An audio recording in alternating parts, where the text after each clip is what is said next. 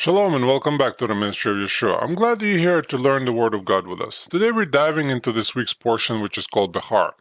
We'll explore its wisdom, its beauty, and we'll see how it speaks to our lives right now. Together we'll look at passages from Leviticus 25:1 through 26:2, which will connect us to Jeremiah 16:19 through 17:14, as well as Matthew 16:20 through 28. Except on leap years, Parshat Behar is always read together on the same Sabbath with the following Torah reading, which is Parshat Bechukotai. And we will be making separate videos for each one of them. So, if we take a look at the Torah portion summary, Behar is mostly concerned with the laws of the Jubilee year. Once every 7 years, a sabbatical year occurs. During the sabbatical year, agriculture in the land of Israel is supposed to come to a complete stop. People may eat from what grows on its own, but harvesting and cultivation are forbidden. After 7 cycles of sabbatical years are complete, totaling 49 years, the 7th sabbatical year is followed by an additional sabbatical year called Jubilee. On Yom Kippur, 10 days after the Jubilee year begins, a trumpet sounds to announce the 50th year. This Jubilee is much more than just another agriculture sabbatical. It restores the economy to a default mode by releasing slaves and prisoners of debt, forgiving debts, and returning all agricultural properties to their original tribal and family ownership. The Torah portion goes on to work out the implications of this institution and discusses other means of redemption for property and for our fellows who have fallen victim to debt and slavery. Close kin and family are obligated to redeem one another from slavery and redeem one another's property. But if all redeemers fail, the year of Jubilee will accomplish their redemption. Several important laws regarding financial matters are brought into the discussion, including the important prohibition on charging a brother interest on a loan. The Torah gives laws regarding slavery, both in the matter of redeeming one's kinsman and of how to treat one's bond slave. God explains that Israelites may not be kept as slaves because they are His slaves, and that He redeemed them from Egypt. The portion concludes with a reminder to avoid idolatry and an admonition to keep God's Sabbaths and revere His holy sanctuary. So if we take a closer look at Behar, it's the 32nd reading from the Torah and second to last reading from the book of Leviticus, which is called Behar, which means on the mountain. The name comes from the first words of the first verse of the reading, which could be literally translated to read, "The Lord then spoke to Moses on the Mount Sinai," Leviticus 25:1. This portion from the Torah introduces the laws of the sabbatical years, the Jubilee, and laws concerning redemption. We'll take a look at this example. The Lord then spoke to Moses at Mount Sinai, saying, Leviticus 25:1. The Torah is not the invention of human hands. This Torah portion is clear evidence that the Torah is not the result of normal human social development. The laws of Leviticus 25 defy good economic sense and they run against the grain of human society.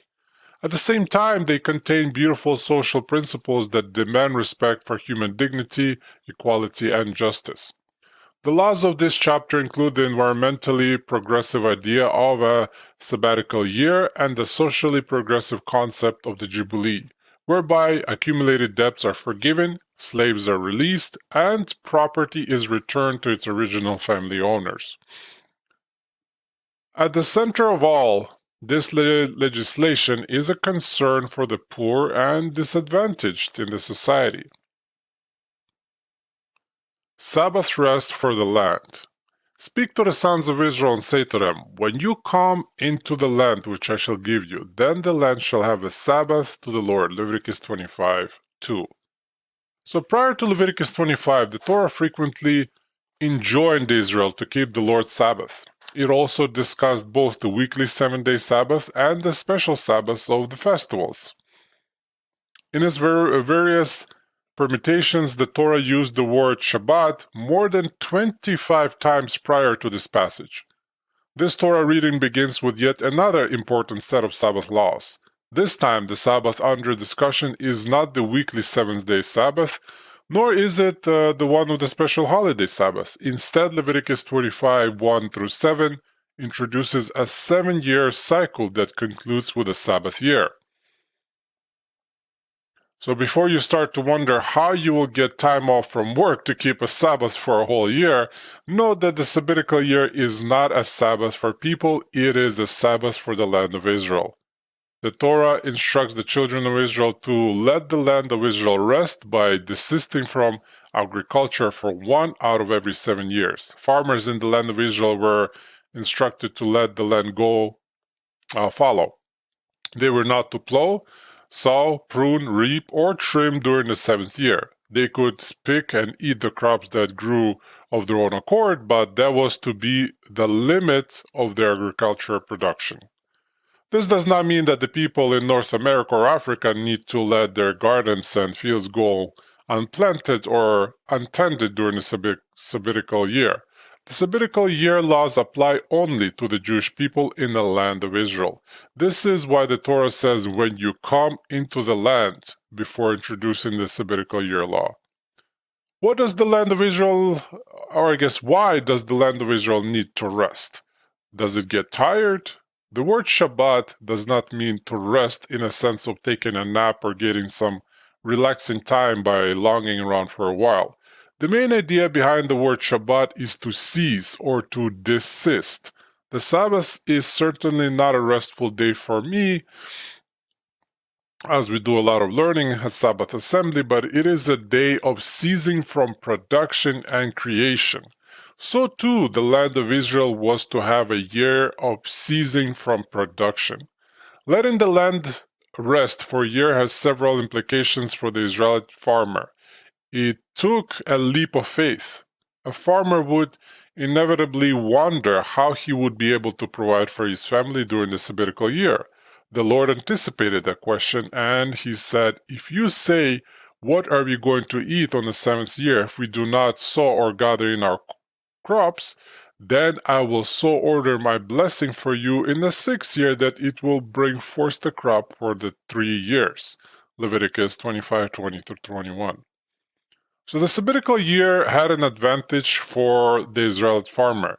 He had a year off from work. It is easy to fall into the trap of believing that if we stop working, the world will stop spinning.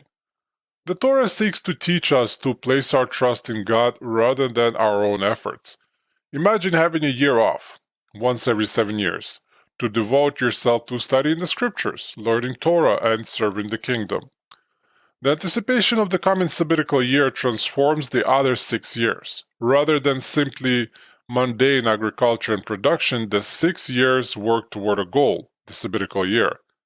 The Sabbatical year teaches that even our normal occupations and vacations should be working toward the goal of the kingdom.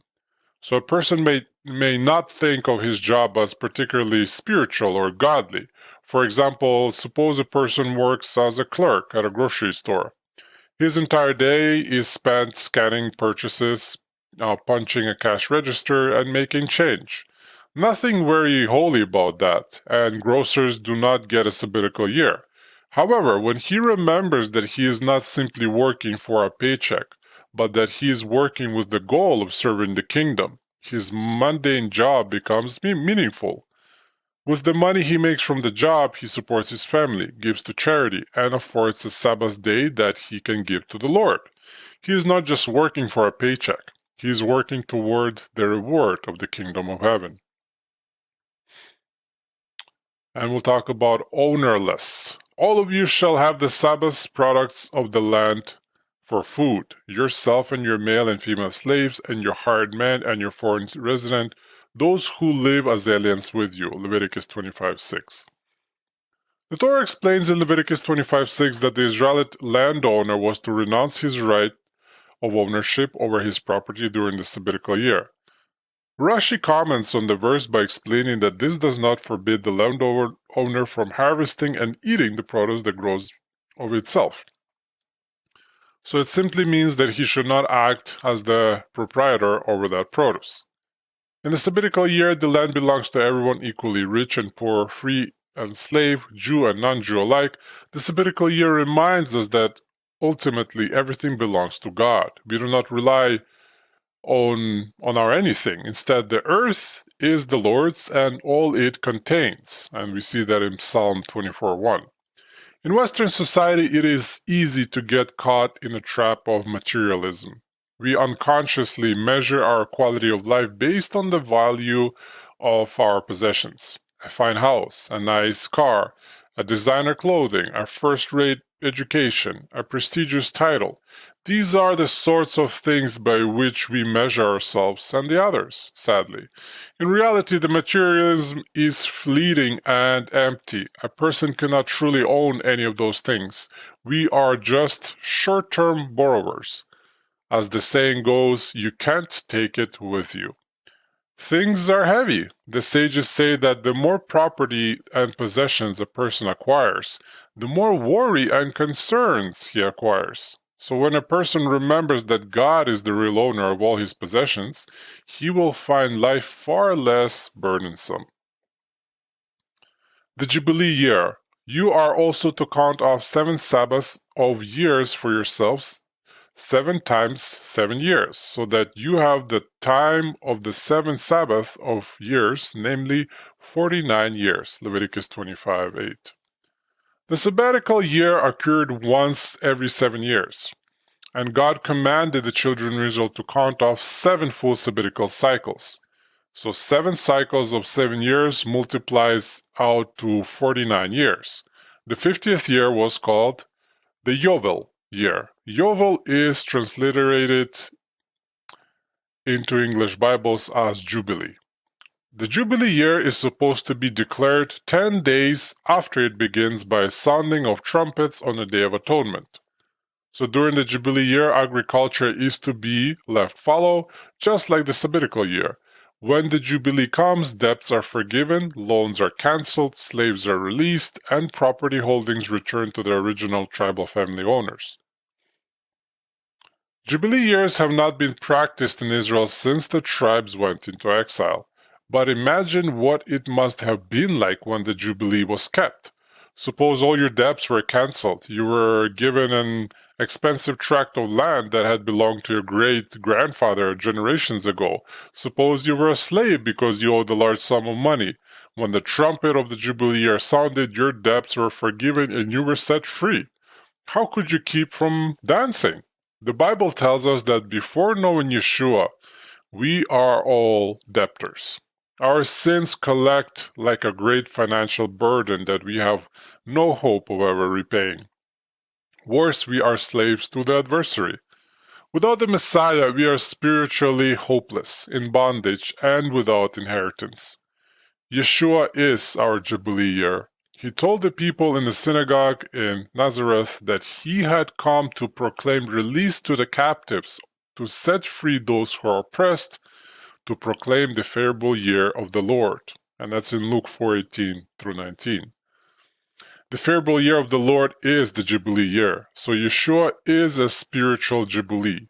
His death pays the debt of sin that we cannot repay. In Yeshua, sins are forgiven and wiped away forever.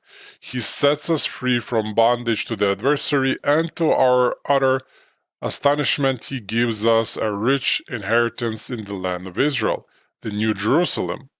We are transformed from misery to spiritual riches. That's why salvation in Yeshua is all about. Perhaps this explains why the Jubilee year is proclaimed on the Day of Atonement. More than any other festival on the biblical calendar, the Day of Atonement teaches about the Messiah's atoning sacrifice and the forgiveness of sins. What an auspicious day to declare the remission of debt and freedom from bondage. Integrity in business. So you shall not wrong one another, but you shall fear your God, for I am the Lord your God. Leviticus 25:17. A person selling a piece of property might be tempted to abuse the laws of the Jubilee to his advantage. He might sell a piece of property to an suspecting buyer at the full value of the land, knowing that in just a few years a Jubilee would occur, allowing him to take it back. The new owner would be left with nothing. So the Torah forbids that kinds of transaction. Instead, the sale price of the land is supposed to always have the coming Jubilee in view. So otherwise, honest and God-fearing people often feel justified to cheat or take advantage of others in business transactions. They behave as if there is a different set of ethics that rule the world of commerce. For example, a person who would never think of stealing someone's ballpoint pen does not bother to point out to a vendor that they forgot to bill him for their last shipment. A couple selling a house does not feel it necessary to point out to prospective buyers that the furnace is failing. A broker feels no need to let his client know that his fees are twice the industry standard. It's just business, right? Business affairs must be held to the same standard of Torah as the rest of life. While discussing business transactions, the Torah warns us, "You shall not wrong another." That's Leviticus 25:17. Scrupulous honesty might not seem like a good way to get ahead in the business world, but it will get you ahead in the kingdom of heaven. Who owns the land of Israel? The land, moreover, shall not be sold permanently, for the land is mine, for you are but aliens and sojourners with me. Leviticus 25:23. The world today is in a state of turmoil over the land of Israel. Islam claims that the land of Israel is rightful property of the Palestinian Arabs and the Muslim religion. The Jewish Zionists claim the land as Jewish territory. To whom does the land of Israel belong? If politicians and international leaders could solve that question, the world would be a more peaceful place. The answer to the Middle East crisis can be found in the laws of Leviticus 25. The land of Israel does not belong to the Palestinians, neither does it belong to Israelis. The land of Israel belongs to God. The Lord declared, "The land is mine." And he says that even the Jewish people in the land are but aliens and sojourners with me. Leviticus 25:23. So as the proprietor of the land of Israel, God has the right to decide who may or may not live in the land. The Torah makes it clear that he has given the land of Israel to the descendants of Abraham, Isaac, and Yaakov as an eternal possession. This concept raises a further implication. Since the land belongs to God, those whom he has granted permission to live in it must live there according to his conditions. The Torah should be the rule of life for the residents of the land of Israel, nor do the residents of the land have the right to give it away to others. The Israelis are only stewards of God's land. They do not have the right to give it to another nation. And we'll talk about your kinsman redeemer. If a fellow countryman of yours becomes so poor he has to sell part of his property, then his nearest kinsman is to come and buy back what his relative has sold. Leviticus 25:25. What if you found you could not pay your bills? Suppose you had run up a substantial balance on your credit card, maxed out the equity in your home, and then lost your job. The credit card company takes legal action against you, and the bank forecloses on your home. What helpless feeling. Now imagine that your uncle hears about your plight and comes to a rescue.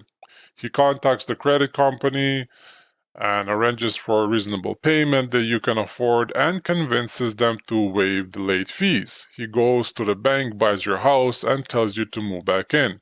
From now on, it will be my house, and you will be renting it from me. But at least the house will still be in the family, he tells you.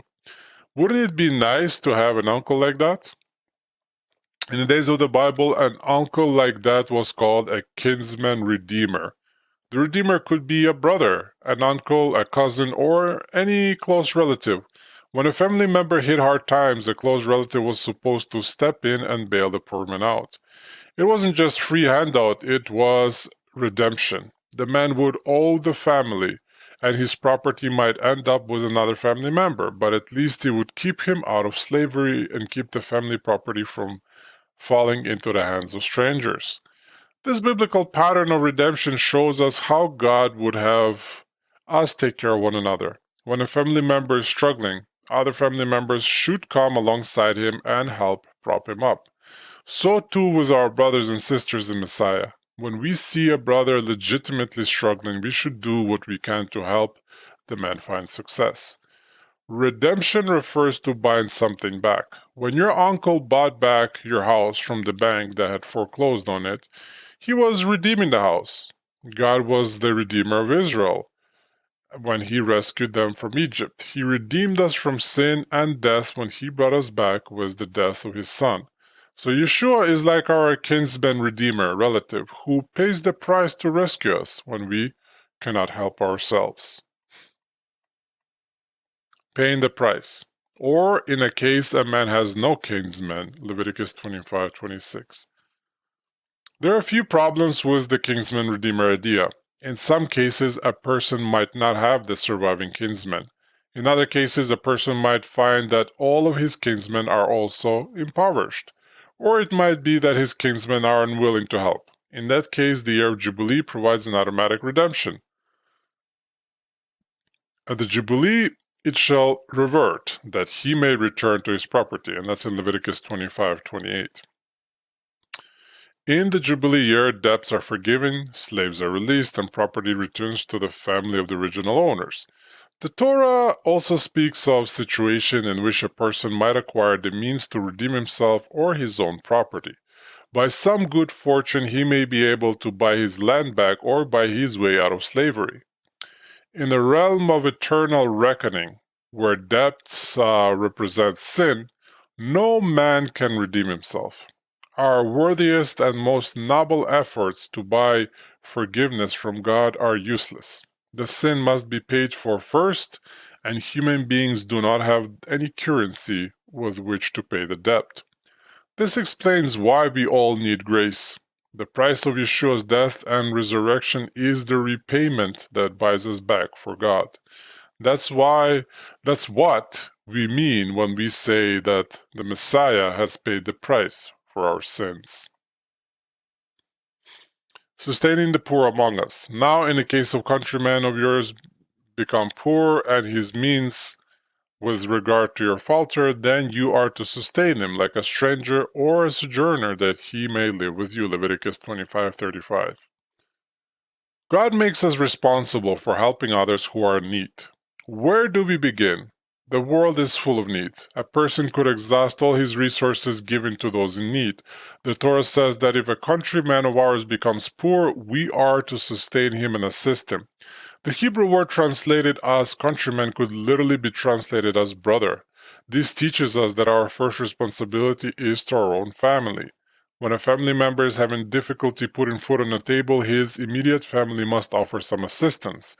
The next level of responsibility is in regard to our brothers and sisters in Messiah. In the Master, we are all family. The needs of a brother or sister in our local congregation should take precedence over the needs of a stranger. In addition, our greater extended family includes all Israel. So even Jewish people who do not confess Yeshua as Messiah and Christians who do acknowledge Torah should be regarded as family members for whom we all share responsibility. Finally, the Master extends the definition of one's neighbor to include every human being. We are all neighbors, and we are all brothers and sisters in the family of Adam.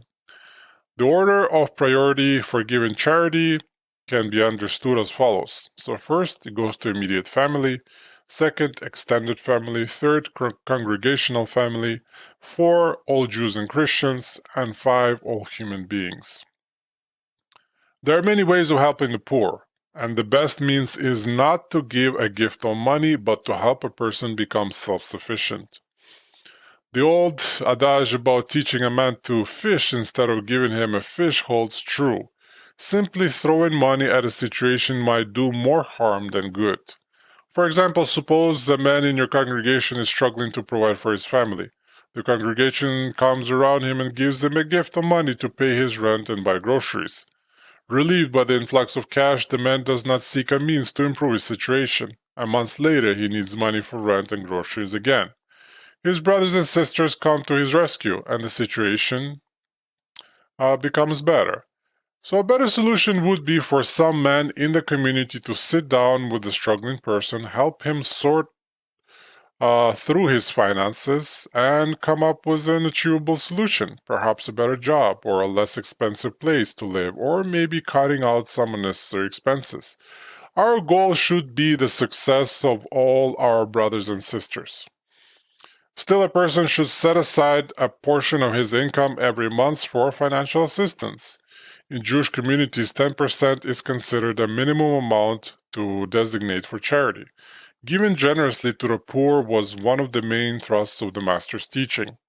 Over and over, he encourages us to give to those in need. A life of discipleship requires a commitment to philanthropy. Even a poor person who is struggling financially should give. Let the rich man give from his riches, and the poor man give from his poverty. God will bless both in return. The free loan. You shall not give him your silver at an interest. Leviticus 25:37. We have already discussed the biblical concepts of borrowing and lending in the comments on Exodus 22:25-27. So the Torah revisits that subject in Leviticus 25:36-37 as follows. Do not take serious interest from him, but revere your God, that your countrymen may live with you. You shall not give him your silver at interest, nor your food for gain. Leviticus 25:36-37. Biblical law imposes an absolute ban on charging our brothers and sisters interest. We are to lend to one another freely, not anticipating any return on the loan except the principal amount. So a wealthy man from our congregation once called us to ask about this law. He explained that his son was taking out a loan from a bank for $150,000 to use for the purchase of a business. The interest rate on the loan was around 9%. So the man pointed out that he had money in savings that he could lend his son at almost half that interest rate. It would save his son a significant amount of money over the course of the loan, and the man would be making a better rate of return than he was currently making. He explained that the situation was a win-win for everyone. His only concern was the Torah's prohibition on lending to one another at interest. His concern was a valid one. Loaning money to his son at interest might be a win-win by this world's standard, but it was a lose-lose by the standards of the kingdom of heaven. God's financial practices do not necessarily make good business sense. So we told him, we cannot tell you what to do or how to manage your affairs, but the Bible does not leave any wiggle room on this matter. We do not know what he did, but if he chose to lend his son the money without interest, we know that he earned compounding interest in the world to come. This falls into the category of storing up riches in heaven, where moth and rust do not destroy and thieves do not break in and steal. This does not mean that it is wrong to borrow money from a financial institution or to invest money for return. It simply means that when it comes to family and brothers and sisters in the Master, we must not charge interest. A good way to offer charity to others is to establish a free loan fund. It might be a private fund or a community fund. Here's how it might work. Set aside a certain portion of every paycheck for the free loan fund. When you encounter a person in need, you can offer him an interest-free loan from the accumulated fund. You might think it would be a great indeed to simply give the man the money, but this robs the poor man of dignity and also makes the money unavailable for future charitable loans. If the money is loaned rather than given, then when it is repaid, it can be loaned out again. Thus, you can help multiply people with the same money. For the free loan system to work, the loan must be handled with the same attention to detail that a bank loan entails. A payment schedule with reasonable expectations should be set in place, and the person receiving the loan needs to be held accountable for repayment. By making free loans available on a community level, believers can enhance the success of one another. your only asset. If a countryman of yours becomes so poor with regard to you that he sells himself to you, Leviticus 25:39. The Torah discusses a situation that might arise in which a man becomes so impoverished and indebted that he is forced to sell himself as a slave in order to pay his debts. A man in such position has already exhausted all his other assets. He has no money, he has no property to sell, and he has nothing but his own self. This is a good metaphor for where we stand with God. In reality, God owns all things.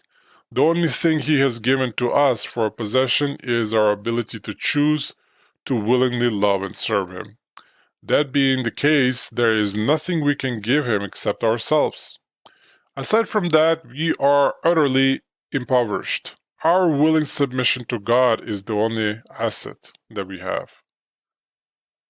Ruling with severity. You shall not rule over him with severity, but are to revere your God. Leviticus 25:43.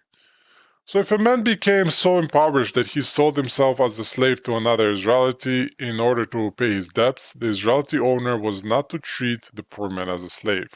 He was to treat him with dignity of a hired servant. Moreover, after 6 years of service, the man was to go free. If the Jubilee year came before that, he was to be set free in Jubilee. So the Torah says, you shall not rule over him with severity. Leviticus 25:43. Human beings love to lord it over one another. As a child, every new club or game that my friends and I formed began with an argument about who would be the boss. Being the boss allows us to boss others around. It's fun to be the king, so to speak. The Bible teaches us that we are not to be like that. If a man who owns a slave is not to rule over him with severity, how much more so should leaders and men of authority resist employing severity? If God places us in the positions of leadership, we need to exercise that leadership with humility and kindness. Once it happened that Yeshua's disciples were arguing about who should be the boss, if you guys remember. Yeshua gathered them around him and told them that although Gentile rulers lorded over their subjects with severity, his disciples were not to behave that way. Instead, a person in a position of leadership should behave as if he were the servant of those he is leading. And a person who aspires to be the top boss should plan on becoming the lowest slave. It says, Yeshua called them to himself and said, you know that the rulers of the Gentiles lord it over them, and their great men exercise authority over them. It is not this way among you, but whoever wishes to become great among you shall be your servant, and whoever wishes to be first among you shall be your slave. Just as the Son of Man did not come to be served, but to serve, and to give his life a ransom for many. Matthew 20:25-28. Yeshua demonstrates this attitude of humility and service in leadership. As the Messiah King and the Son of God, he certainly has the right to lord it over others and treat us with severity. Instead, he took on the role of a servant and gave his life for us. How much more so should we humble ourselves in our positions of authority and leadership? After all, even the greatest among us is a lowly servant of God. The sons of Israel are my servants. They are my servants whom I brought out from the land of Egypt. I am the Lord your God. Leviticus 25:55. And that's about it for today, guys. This one was a little bit short, but the next one will be longer. Thank you for watching. If this message blessed you, please like the video and subscribe. It helps a lot for the message to reach more people who need encouragement and truth. And feel free to follow our Instagram, linked in the comments for daily inspiration.